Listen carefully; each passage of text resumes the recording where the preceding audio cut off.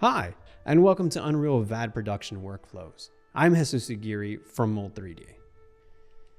So in this lesson, we're going to talk about the concept of best practices you should be using in your virtual production-based project. Using these concepts will give you a great foundation for you to be able to build upon to create a pipeline that is well organized, structured, and efficient.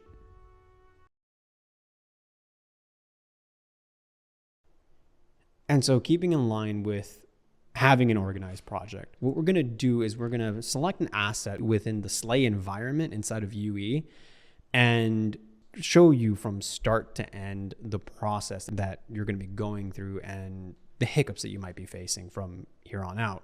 And so let's dive into this environment and just take a look. You know what? Let's go with the lamp. Let's pick this one out. And so I've selected the lamp, this one right here. If you hit F, that'll take you straight to where it is. And if you look at the details, I'm just going to make this a little bit bigger so we can see. There it is, a static mesh SM_metal lamp. And so I'm going to hit the magnifying glass, and that's going to take me directly to where I have it inside of its folder structure. And as you can see, there's a bunch of other assets in there as well.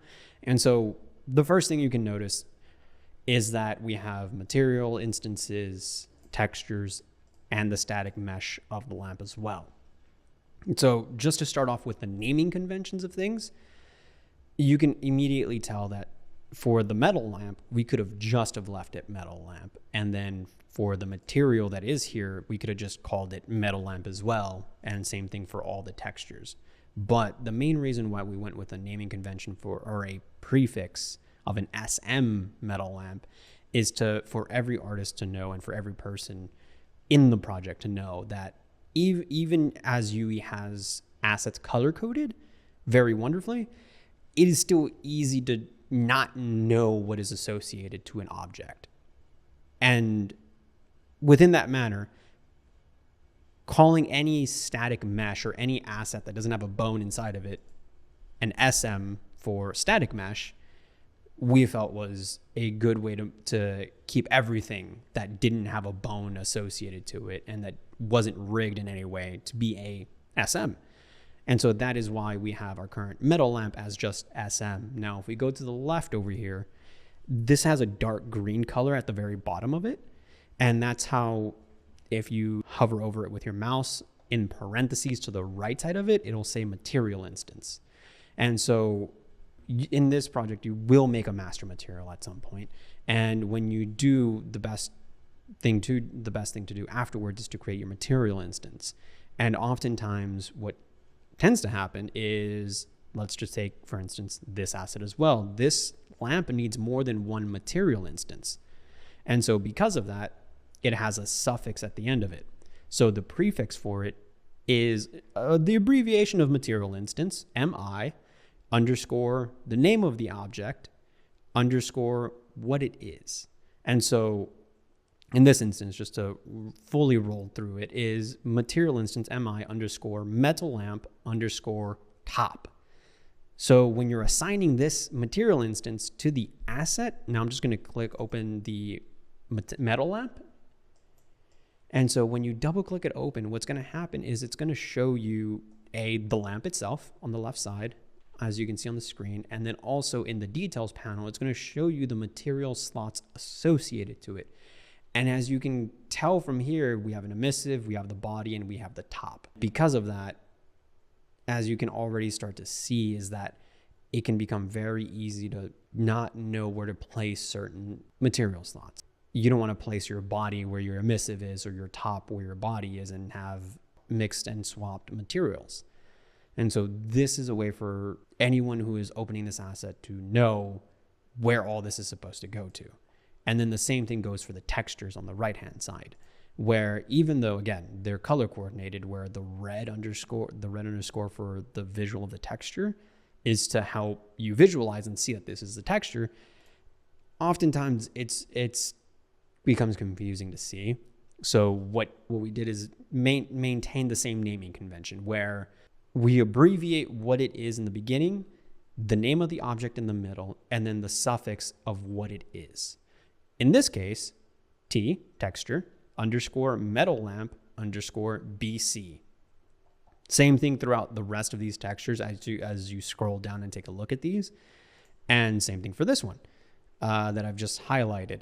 T underscore metal lamp underscore top underscore BC.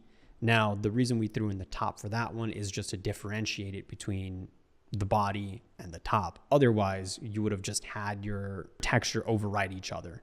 So it's good to have a naming convention that, once again, you and your team can understand and can adapt as you're continuing with this project.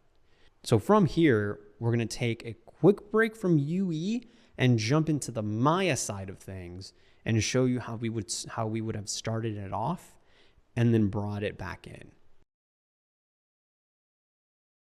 All right, so now that we're inside of Maya, we're going to continue with the lamp asset that we've designated out inside of UE. And so now here we can see that I technically didn't lie. This is the asset and where it would be at the end of its cycle. And we're going to go over two key parts. One is going to be the material setup in terms of just assigning the correct materials associated to this lamp. And then the other is going to be the pivot. And so with the material setup right now, we'll just go in, open up the windows, and get this going. And so what we have to keep in mind while we're doing this is, as you saw in UE, there was 3 material slots associated to this asset. This is going to come first before it goes into Unreal, obviously.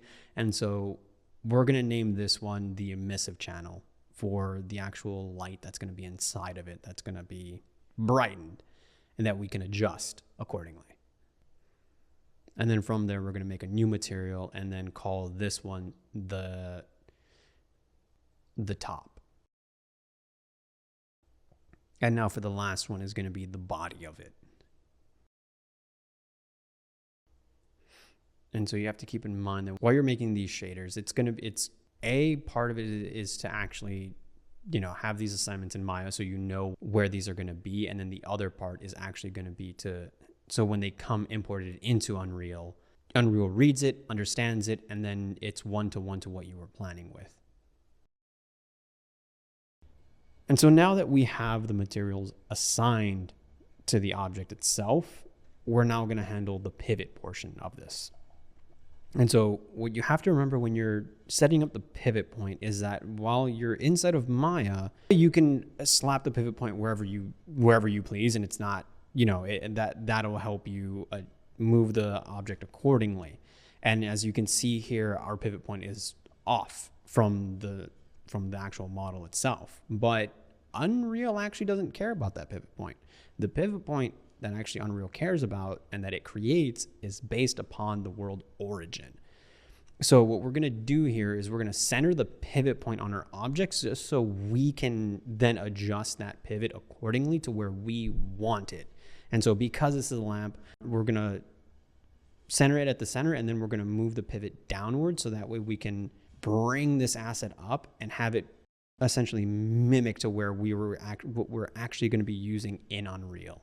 And so again, this is just a good way to have your pivots properly aligned. And so that way you don't have the question of, my pivot is here, why is UE moving it here? It is really because Unreal prefers the world origin. And so as such, treat that as your actual pivot point and use this pivot point inside of Maya as your pseudo pivot point that helps you move the object around and place it where you need to place it.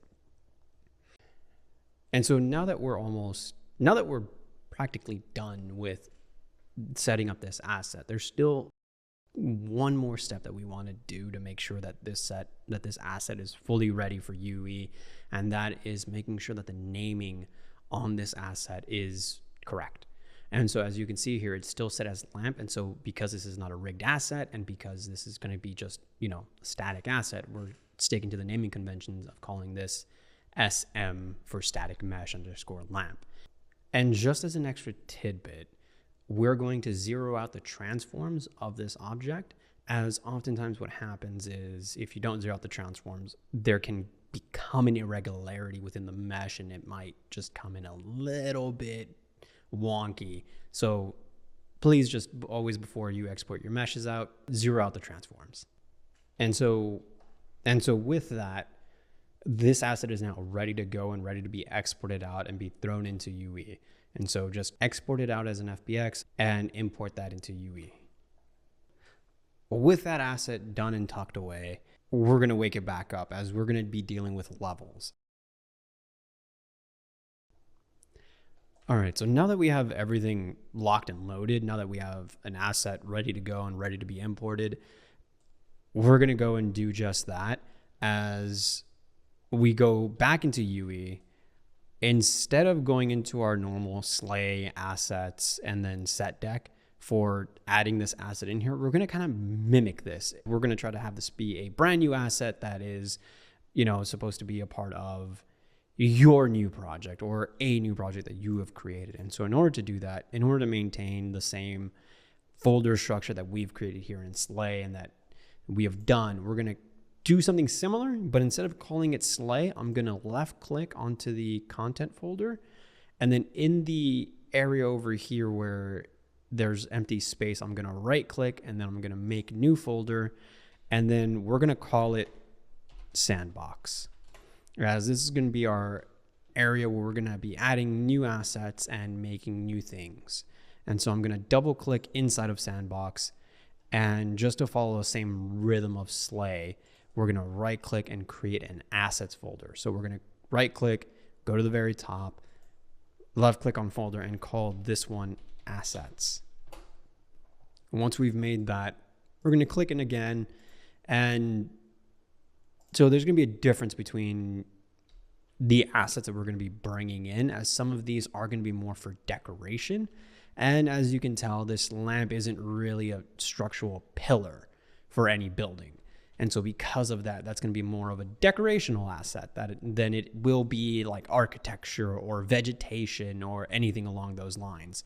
So because of that, we're going to make a folder that will encompass all of that, just to keep in with the same flow of trying to keep this organized as best as possible and to the best of our abilities, as there will be assets that we just can't categorize, that just kind of need to exist on their own because they don't technically fall under any category. But depending on your project, feel free to mold that as you see fit, and feel free to change that as you can 100% argue how just about any asset could be in architecture or not be in architecture or what have you. But it's always trying to catch the most of these assets into one umbrella, so that way it becomes easier for any person who jumps into your project to be able to find effectively anything without having to go into UE and then hitting this magnifying glass. And so because of that, we're gonna go back into our content folder, Sandbox assets, and then right click, new folder once more, call this set deck, for short for set decorations. And then we're gonna double click this again, and right click one more time and actually make our folder and call this metal lamp. So the main reason why we're not giving this metal lamp folder structure the prefix SM, as this is the bucket. This is the bucket for the metal lamp. Everything that is going to encapsulate the metal lamp will be here. And so that's why we're not giving this any prefix or suffix. You could, if you have more than one variation of a metal lamp. But again, that naming convention is up to you and what you decide and how you're moving your project forward. So in this instance, we're just going to have a folder called metal lamp that we're going to import everything that we've made for it. And so we're going to hit enter, and now we're going to double click it open. And so for the first one we're going to do is we're going to import the FBX as it is now. You can click and drag the asset from wherever you have. It could be from your desktop or wherever, as long as it's from a consistent location. Or the other way you can do it is by file and then import into the level. That is another way you can do it as well. But how we've been doing this within Slay, our best method and mode of transportation has been to click and drag into the project. Once you do that though, you will get this pop-up, which is for FBX imports. And this is where you'll be able to pick and choose what you want imported, how you want it to be modified. Oftentimes what you can do here is just leave the basics. There tends to be one or two things you might want to modify here and there. Like one in particular is the creation of new materials. So if you scroll down and then you reach the material portion of the FBX import, I honestly recommend to just do not create new materials, and also not import those textures as well, as oftentimes what you have in Maya is texture wise is not going to be what you're actually kicking out, as you might be using another software entirely for that. As for Slay, we were using Substance Painter. And in Substance Painter, that is where we kicked out the majority of our textures. So because of that, we had to just turn this off, as the materials that by default were being created were more along the lines of master materials. Honestly, with any project, you will have your own master materials, and you will have a method of, making an instance of it and then applying to it and then applying the textures onto it. Yeah, that's one of the methods that that's one of the best practices that we have. That is, just do not create material, as we already have our own. We will already make our own. So there's no need to have that extra step here. And then this one is just for the asset in specific, which is, if you scroll back all the way to the top, combined meshes. That oftentimes comes in unchecked.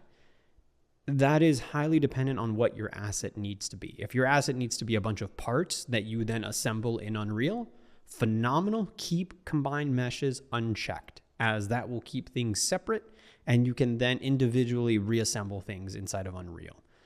Or, much like how we've created this lamp, it is not supposed to be separate meshes. And just in case, if the artist or the modeler did make these as separate meshes and then imports them, we want to make sure that these are coming in combined and together instead of separate.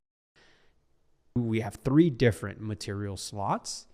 And because of that, we want to make sure that UE understands that this asset is actually one whole asset and not 3 different components. The other setting we're going to want to look at is the import mesh LODs, which is 3 down from combined meshes, which by default is left unchecked. So now normally this stays left unchecked, as unless you have your own LODs that you've made inside of Maya, you're going to want to either leave this checked off, leave this as is, or check it on so you can import the LODs that you've created. UE tends to do a good job in maintaining the shape and silhouette of the object with each LOD pass, and there's always a point to every LOD where it eventually starts to lose that shape and silhouette. But for the most part, UE by default tends to do a really good job in maintaining the shape and silhouette with the LODs. And so because of that, we're not going to import mesh LODs, as we don't have any. And also, again, UE already does a good job in maintaining that. And so with that, we're done with this. If there's anything that you're reading here that you feel your asset needs, by all means, click and make sure that they're available. But for what we have and for all the intended purposes of what we're doing, we're ready to go. And we can just hit import. Because as you can see here, it's looking one-to-one to how we had it within Maya and how we created it. And it even came in with along with how we named them as well in the slot names, as this one has the body, this one has the top, and this one we know is to be our emissive. Yes. And as you hit isolate on the left-hand side of where it says element, in this case, it's element 2. And so the other thing you need to keep in mind is that for the elements, it goes 0 is number 1 and not number 1 is number 1. So it starts off as 0 and then increments upwards. So having said that, we now know that our emissive, which is going to be our little candle area to make it look like light is coming out of it, is set to element 2. And that our top is correct, and that it is our top. And so the main reason why we want to do this is just to double check and make sure that our assets are coming in correctly and that there's nothing that we have to go back into Maya to double check and make sure that it's actually coming in correctly. So this is perfect. And so we'll save this. Well, now we're going to import the textures. As you do this, please grab them from wherever you exported them out. Is a list of certain exports that Unreal does not take, but they tends to take just about everything. For the moment, we're using Targas, which is .tgas. Those tend to be the heaviest in terms of the amount of information it carries, but also those really get the job done for what we're going to do. You can also do PNGs and I believe JPEGs as well. And those two tend to be commonly imported in. And so we're just going to click and drag all of our textures. As you can see, it's all loading in and importing in. And as you can see here, we have our T-lamp base color, T-lamp body, T-lamp top, both for our normal map and our ORMHs. And so our ORMHs are just combined textures for what we're going to be having here. Notice that I didn't have to go in and try to rename any of these guys. The SM metal lamp came in as exported, as how you name your model, and then being brought into Unreal keeps that same naming convention. So maintaining that naming convention from the start, from when you make your model all the way to where you have it here, is crucial. So naming conventions absolutely will save you time in the back end. So let's talk about textures and texture settings for a second. When you import your texture, depending on the texture type, you might have different settings. For example, compression settings and our color space. Within regards to these, I'm going to open up both the Metal Lamp BC body and also the Metal Lamp body N, which stands for normal type. And so by default, Unreal does a lot of this stuff for you. As you can see here, which we're not going to get into a lot of the details for this, but to cover some of this, is that by default UE does, let's take for instance the body base color, it does slap the compression settings to default, and from there it should be a nice representative of how you've been texturing your objects. So if you've been in Substance Painter or whatnot, this should be looking one-to-one to what you have. And then the same thing goes for the body N, where because it's a normal map, Unreal in the compression settings will convert it to a normal map as it knows how to handle it once it's being imported in, to then make sure it's set to the correct compression settings. There are more compression settings that you can go through, and there's also a lot more settings as well that you can go in and modify and adjust to however you see fit. But unfortunately, that's not something that we're going to be covering within this class. So you can visit Unreal's documentation on texture settings for more specific explanations on what all this stuff is doing and how to modify each setting accordingly to what you want. But honestly, by default, a lot of this comes in relatively quite well.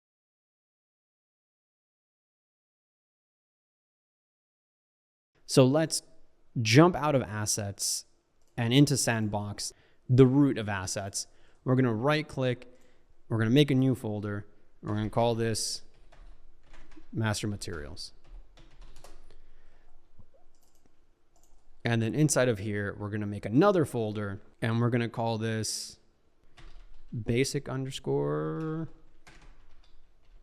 Yeah, just call it basic, as it's already inside of Master Materials, so you should already know what you're in for, what the asset's going to be.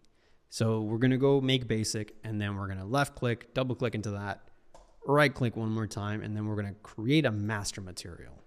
And then same thing, once it comes to the naming conventions, stick to what you have all agreed on in terms of how you're naming your master materials and your material instances. So how we created this in Slay was M for master, and then calling it basic, or then calling it whatever that material would be. In this case, it's a basic material. So M_basic. Sounds good. Or for however you might have it, you might do MM as you just saw for master material, or you might just do material. One thing we have to remember when we're making this, what you will often do is create your own master material for whatever purpose you might need it. And so it's easier just to start with a blank one and create it ourselves. Whereas once you get into production and once you start making your own master materials for other artists or what have you, you'll always come to a crossroad where you will decide whether or not to continue using the current master materials that you have, be it any third-party master materials such as Megascans, or to create a new master material. So oftentimes the answer to that crossroad always tends to be, what is it you need? Double click that master material open. And as you can see here, it's going to just be a blank material. And again, we're not going to get too fancy with it, as all we really need is going to just make sure that we can modify our base color, that we can have our metallic, our roughness, our ambient occlusion tied to a texture, and then also our normal. The easiest way to get into this, and remember, this is going to be a material that is going to that will actually be used more than once. So for these master materials, you have to keep in mind, for when you're talking to whoever is going to be making these, to be specific in terms of the control that you might want in this master material, as this will then be spread across and be used multiple times throughout the project and be used on and be slapped onto many assets. So in order to make sure that you have the right controls from the get-go, always be specific in what you want, what you need, how much control we would like to give anyone within the project, without every single individual person having to make a master material themselves. In our instance, all we really need is a base color. What we're going to do is right-click in the empty space and type in texture sample. Then on the left, and then we're going to hit enter until we get a texture sample. Once we do, we'll right-click on that, on the texture sample at the blue bar above it. We're going to right-click on that, and we're going to convert this to a parameter and call this base color. As converting it to a parameter will then allow you to modify it. As once you make an instance from this master material, you will then have base color as a means to modify. So you'll be able to connect any texture you want to it. You'll be able to apply that to any asset you want to it, and then apply the textures that you want accordingly. And so, cool, base color here. It'll give us an error mostly because there's not a texture in here. And so we're just going to go in and grab whatever color. Let's see if we can find realistically any base color. Now the one that I chose is just from the project at random. It's not because of any specific reason, but it's only because it's a base color. Realistically, for what you want per asset is just to match what you need. And in this case, we just needed a simple base color, nothing too complicated. And so we need about two more parameters of these kinds. And so what we're going to do is we're going to do Control W. We're going to hit Control W as that is our hotkey to duplicating. Another way to do it is just right-clicking on that node by itself, and then right-click and hit duplicate, and then that'll duplicate that as well. And so now what we need here is we need a normal. We need a normal map. And we're going to rename this, and then we're going to do this one more time, as this is going to be our ORMs. Now let's do all capitals: occlusion, roughness, and metallic. And so now that we have our ORM, we're going to hook this up accordingly. Now, so the ORM is a combined texture. And so in order to do that, it has been split off into 3 different color values for your red, your green, and your blue.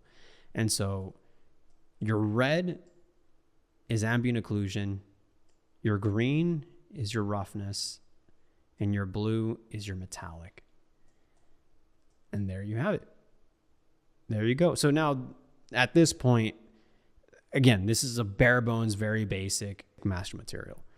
I'm only giving control to 3 different textures, which in these 3 different textures, you can absolutely have more control, as you can go into like any one of our other master materials that we have here and realistically look through, as you can even see inside of our decal master material. And as I scroll out, and I'll scroll back in, but you'll see that there's like a blend overlay, there's an overlay intensity with a lerp, color overlay gradient that you can actually modify the values and all that other stuff, and then metallic with like introducing a booleans for switch parameters. Like there's so much more you could do to this and so much more you can apply to this, that I'm only giving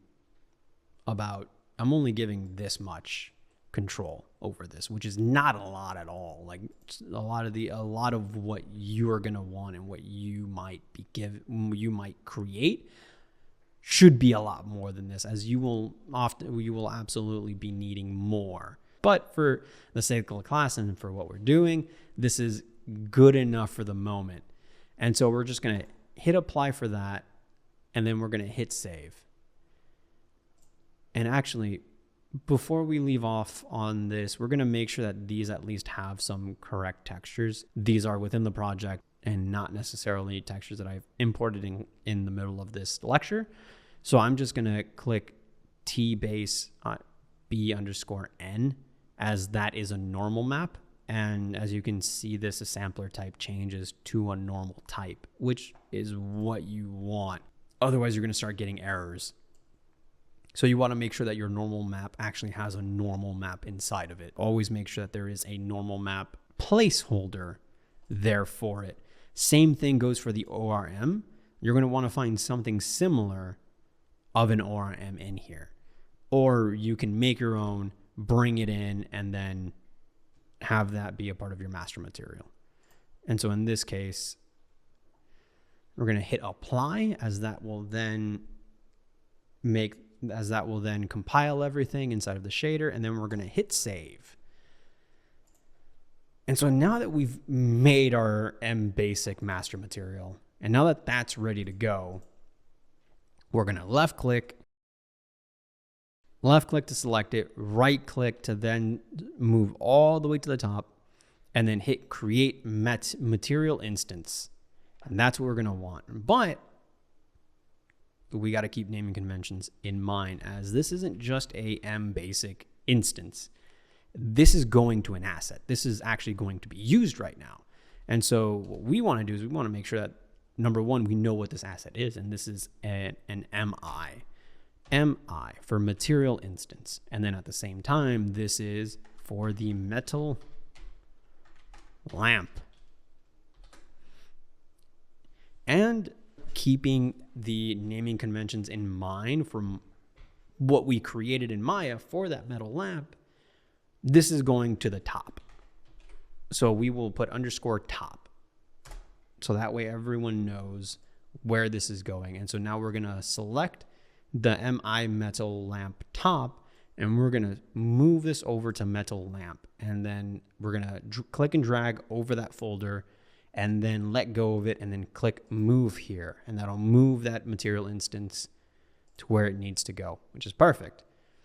So now it's here, it's there. And now I'm going to double click the SM metal lamp. And this is where we can finally start hooking things up and finally start actually seeing our asset come to life inside of UE. And so I'm going to select MI metal lamp top. I'm going to click and drag it to where it says MI metal lamp top in the slot name there, and I'm going to let it go. And you can see already it's taken over the top. But it's the wrong textures. It's the wrong everything. So what we're going to do is we're going to double click the material instance. and we're going to see the parameters we created with the names we've created as well. In this instance, it's going to be base color, normal, and ORM. We're going to click on those check marks for every single last one of them, as that's what we need.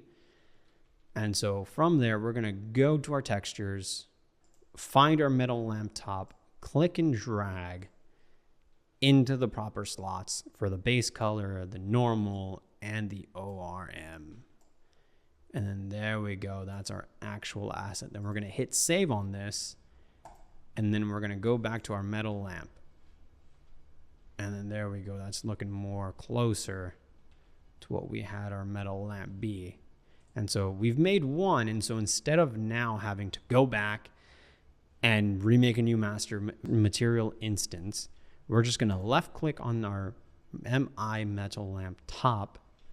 And then we're just going to control W, create a duplicate right here. And then we're just going to delete top one that it auto generates and auto makes. And we're just going to call this body. That is our body. Perfect. And so we're going to click and drag the body to match with the body. Now, of course, it's not going to look exactly the same, mostly because it's still using the same textures that has the MI top. So we're just going to double click on the body, open that up, and then now we're going to apply the correct textures onto the base color, the normal, and the ORM. And then we're going to hit save. And then now we actually have our lamp. And now it's here. We've made it. And so now the only thing is we don't really have an emissive for it. From what we're seeing here, we don't really need an emissiveness, but what you can do, and what we will do really, really quickly, is go back to basic, duplicate it, call this emissive, open it up. It'll still have a lot of what we had before. We're just going to remove that, the normal and the ORM, and we're just going to disconnect the base color. And we're going to have the base color here go into, we're going to get a little bit complicated. Oh, yeah, just a little bit complicated. We're going to type in multiply. We're going to hit enter, and then we're going to connect this to the emissive. And then in where it says B for the multiply, we're going to right click, we're going to hover over that, right click, go to promote to parameter.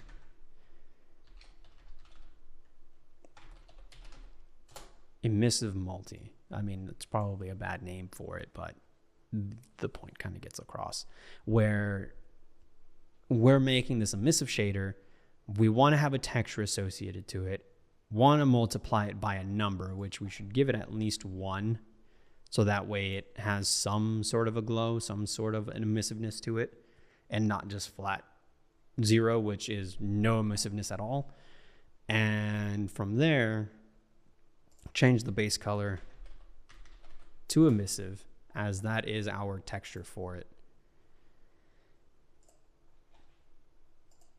And then we're going to go back to our folder structure for our master materials. We're going to create a new folder.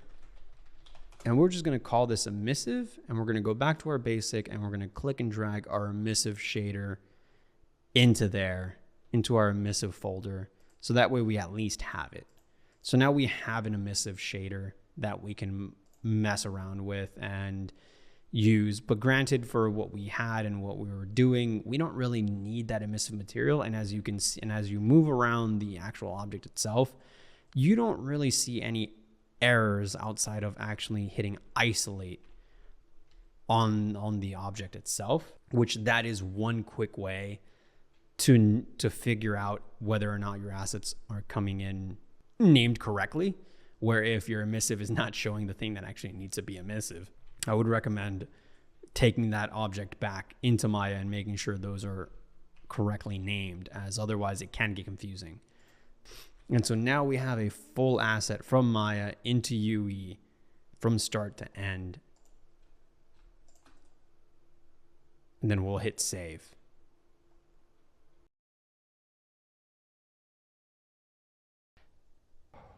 Okay, and so now with that asset done and tucked away, we're going to wake it back up as we're going to be dealing with levels. And we're going to wake it up once we're fully committed into our levels.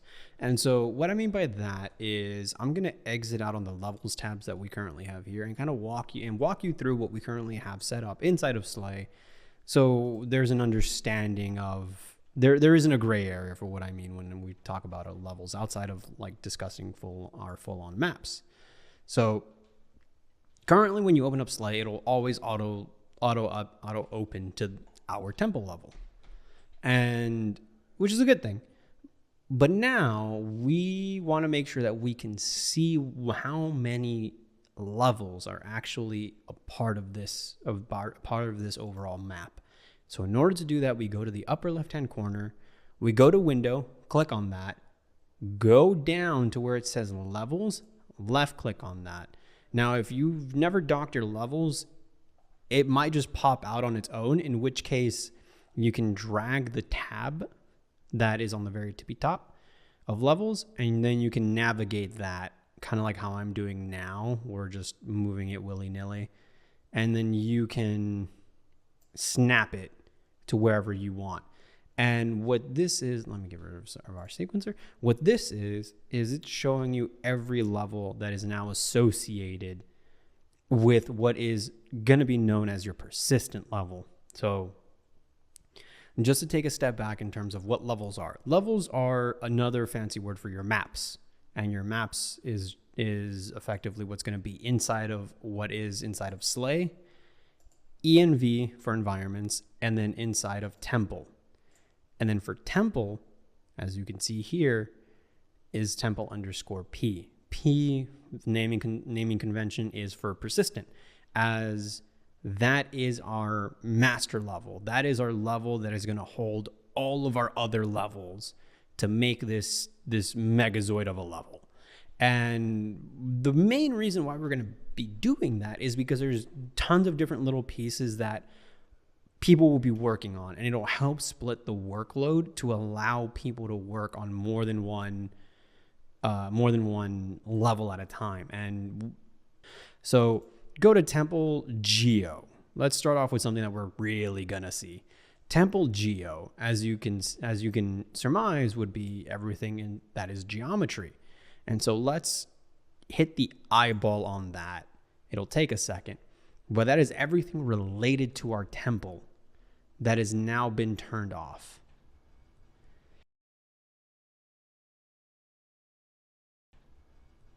Up here, that I'm on the upper left-hand corner, but not too upper left, but just above your editor, there's a thing called source control. If you left click on that and then you try to connect to a source control, more than likely when you're in a project like this and you have more than one person working on this, you're going to want a way to be able to manage all of these assets and to be able to have everyone be on the same page with assets. And source control is a perfect way for that to connect everyone to. And so with that, when you connect up your source control, every artist and every programmer or whoever else is on your team can sync up and have the latest of your project, and that way everyone can work in tandem together. And because of that, oftentimes what happens when you make your own levels and you only have one, that map or level can be checked out, in which case only one person can have one level checked out at a time. And so if you are in a group of 5 and one person has the Geo temple checked out or Temple Geo checked out, only that single person can work on it for the entirety of it having that level checked out. So the moment anyone has anything checked out, in which case you will know, as when you run source control, there is always a pop-up letting you know what is or is not available. So unfortunately, we're not going to cover that in this class, but it's just something to have in mind as you're working with this. So there's something to keep in mind when you're creating levels and you are forming them inside of a persistent level. Outside of their visibility in terms of the eyeballs being turned off and on, it is their streamability. So as you can currently see here within our persistent level, we have temple characters, as we've already gone over all this stuff, but there's one common outlier, or there's one outlier, as the terrain TF10. That one is looking slightly different than the other ones, as this one has a blue dot. When I mentioned the streamability of each level, that refers to when this level first opens, and when you hit render on these levels, these are going to be the levels that are going to be visible through the camera. Also, if you ever hit play while you're trying to run around here, and the reason being is you need to let Unreal know which levels are going to be enabled by default whenever someone hits render. One way to do it is inside of your sequencer, which is streaming levels, where you can tell sequencer which level you want to enable or disable, and there's a whole method in terms of writing out the level name and then letting Unreal know through sequencer what that might be. For this project, for instance, TF10, terrain TF10. By default, that is de-rendered, and we have that one turned off, as that is only enabled for the first shot. So this is a very shot-specific sub-level that we wanted, but that we couldn't combine into our geo level, as the performance hit that we get from it was too great to keep all of the high fidelity detail in Temple Geo and in terrain, that we had to have it be its own sub-level. So if I was to turn this on, it's going to take a second, as then you can see all of the foliage, all of the assets coming in. And the other thing is, as I turn off terrain as well, we're getting, as you can see underneath it, the actual terrain that we have for TF10. And so just to show you what that looks like inside of sequencer, we're going to go into our Slay, sequences, TF, and then we're going to open up our TF edit, as this is what's going to hold all of our shots. And so the first one we're going to jump into is TF10. And we're going to see right here automatically, the first one is our level visibility. And so this is what we're telling UE to load in for this shot specifically, as this is what's going to, in sequencer, load in this shot and also unload. As you can kind of see here, there's a green and a red, and it's going to unload another sublevel of our choosing. And we can easily state this. I'm going to quickly recreate this just so you can have an understanding and see it. But we're going to click the plus, the green plus track, click on that, and then we're going to go to level visibility track, which is going to have an eyeball. It's going to say level visibility track right there. And we're going to click that bad boy, and it's going to show up and snap right here, or wherever it tends to pop in. And so by default, it gives us a green bar that says visible. So just because you have this green bar by default doesn't mean it's going to know. And in order for you to tell it what level it needs, you need to right click on that green bar, go to your properties, and then all the way down you're going to see the level visibility. And then this is where you have an option. You can either choose a level to be visible, or you can choose a level to be hidden, as we just saw earlier above.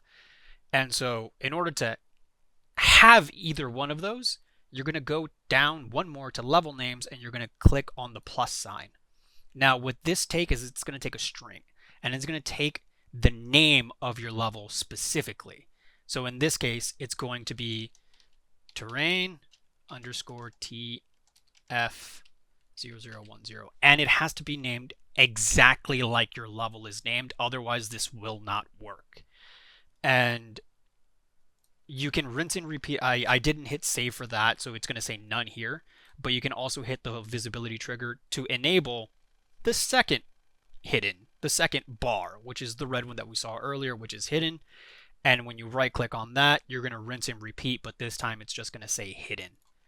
So in what we have up here, we have terrain 10, which is, if you have your levels, it's super useful to have these open, or to even go to your maps and then, hit, and then try to rename it, but copy the name directly and then paste it into here. As you can see, terrain TF, capitalization and everything is absolutely key for this.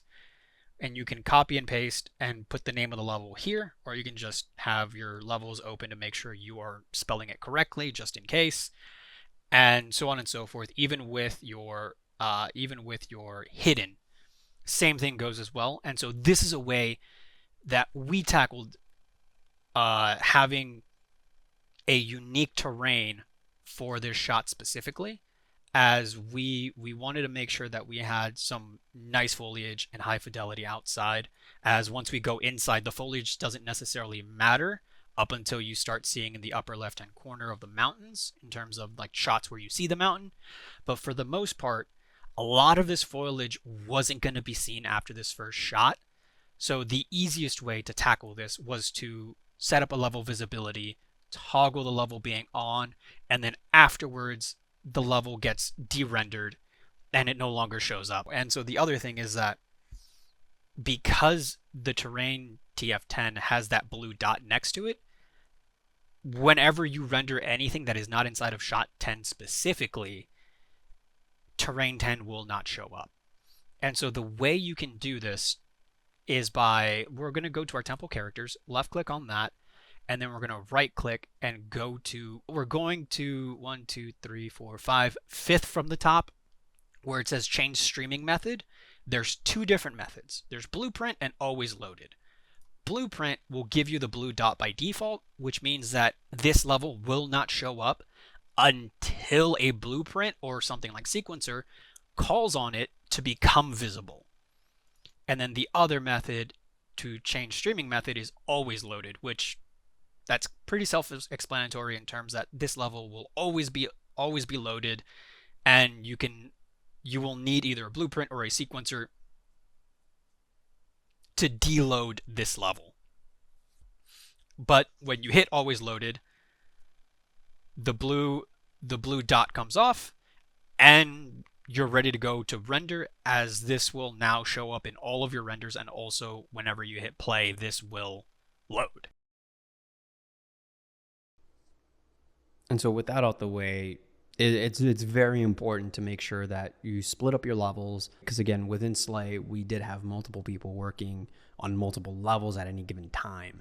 And so we wanted to make sure that we weren't bottlenecking anyone, and that there was room to effectively let people work without having to wait 5 hours and then have someone else do lighting. Like for instance, for all the lighting, we wanted to make sure that each individual location has its level associated to it.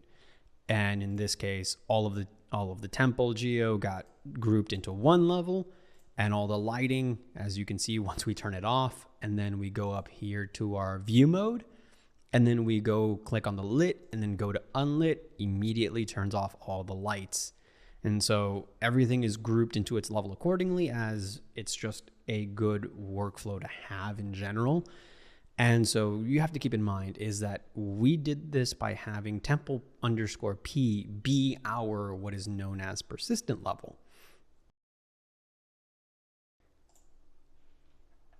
So going back to our sandbox folder here, we're going to go in and and sticking again to the naming conventions that we had with Slay and that we've created with Slay, we're going to make an envs folder, which is an environment folder. So, and we're going to rename that and just still call that the envis folder. And so we're going to double click on the env folder here, and then we're going to make another folder just so we can have folders inside of folders inside of folders. And we're going to call this sandbox_levels. Sandbox_levels. Yeah, that'll be fine. And we're going to double click inside of that, as we know.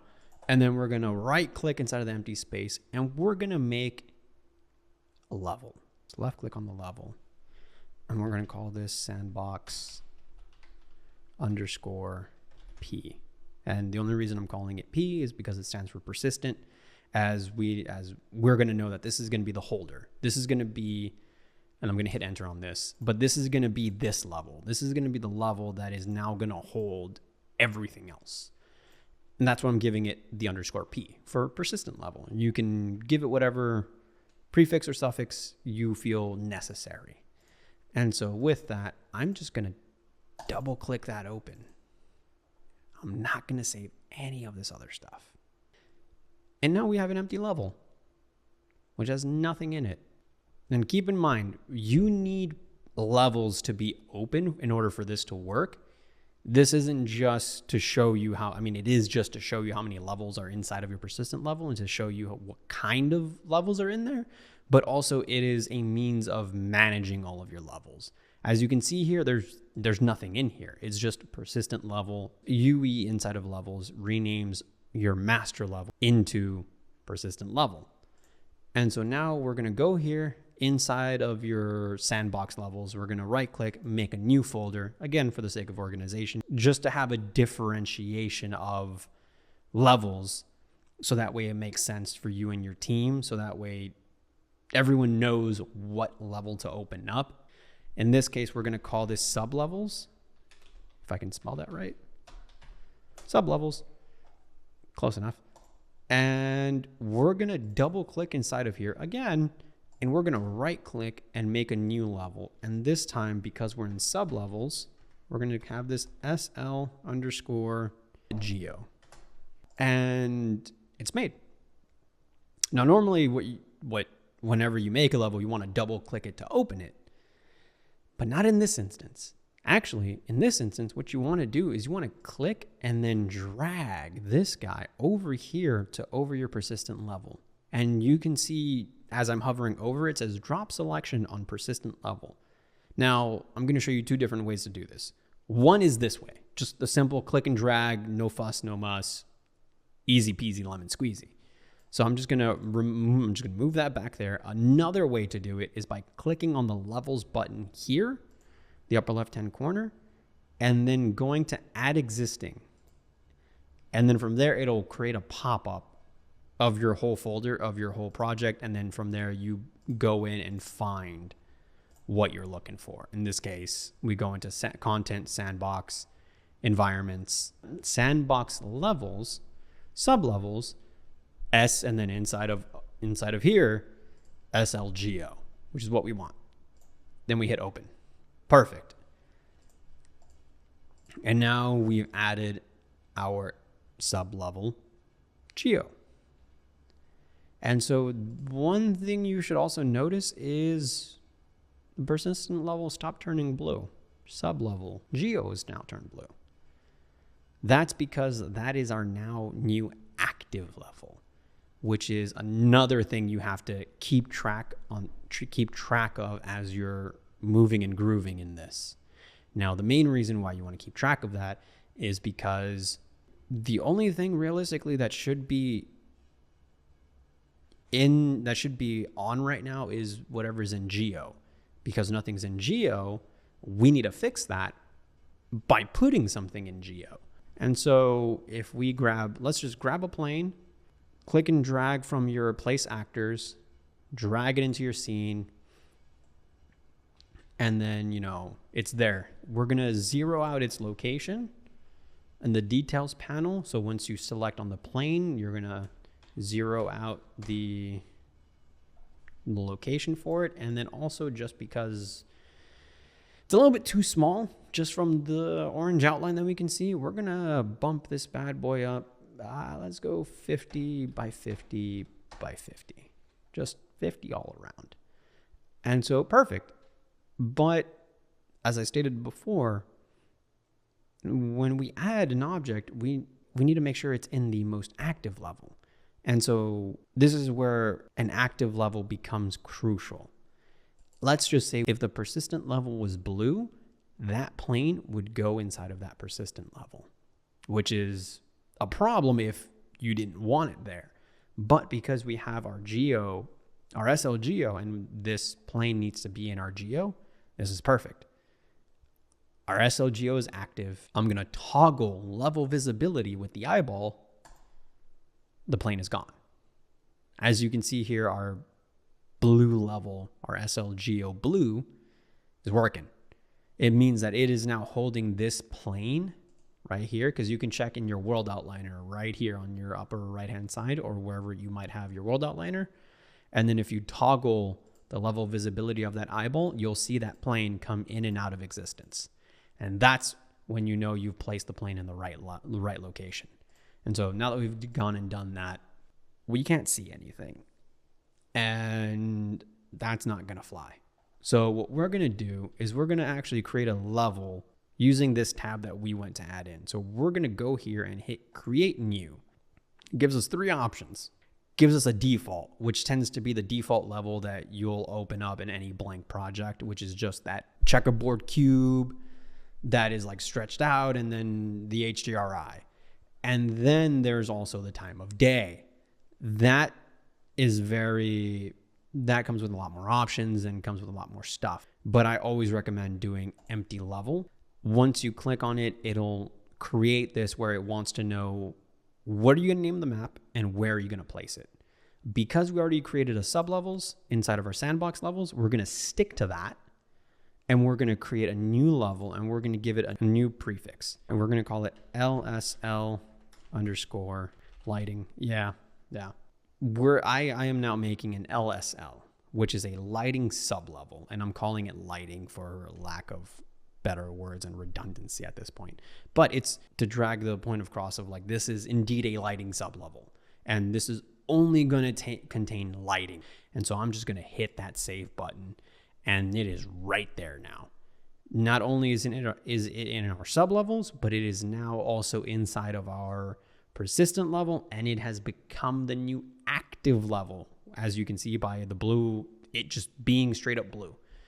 And because of that, perfect, as we can now go to our place actors, grab a directional light, and just boop it on inside of here. There we go. And then we're just going to save pretty much everything. We're going to save all of it just to make sure we're not losing any of this wonderful progress. And so now we have a nice empty level. Nice empty level with basic lighting, the basic of lighting. Some would say a little bit too bright, but you know what? It'll do. And so now that we have this, we can now start to create what we effectively made in Slay, but now we can do this from scratch. So I'm going to double click inside of levels. I'm going to double click on the SLGO and I'm going to manually update that. Not manually update, but I'm going to manually turn it to the active level. As this level now is turned blue, is now active. Perfect. We're going to go to our sandbox in our content folder. We're going to go to our sandbox, set deck, metal lamp, and we're going to click and drag this metal lamp and throw it around the scene. Actually, you know what here? That light's too bright. I'm going to click on the directional light. I'm going to turn the intensity to like 5, 1.5, 1.5. That's about tone. That's tone. That's nice. That's fine. And now with these levels, now that we have our lamp in, we can start doing our block out. Now we can effectively start creating our level and showing a layout. As I want one lamp here and then one lamp there. Then there we go. We have 2 lamps next to each other. And so I'm just going to hit save on this. And then again, just to reiterate and harp on these little eyeballs that then show you all these guys, it keeps the separation between your geo and your lighting, and it allows for your lighter to come in, do all of his work for your environment, and be able to throw in directional lights, HDRIs, all that fun stuff, and be able to make your scene come alive. And then also allow one of your layout artists to come in, coordinate with each other, and be able to start laying out asset after asset and turn it into an actual cinematic level or whatever you're actually aiming for. And so having these levels split up gives you that freedom to allow multiple people to jump in and actually be able to show progress. And so this is the baseline of how we recreated the majority of Slay with blocking things out in Maya, deciding what is going to be movable, what is going to be easily movable, like these lamps where the pivot is down at the bottom. Those are going to be planned out accordingly. And then from there, just all of the animation and characters being placed in, and then mocap being driven on top of them to work within that environment that we created. And so that concludes the end of this class. I hope this has given you some form of insight. So hopefully this was a good time for you as it was for me. Thank you.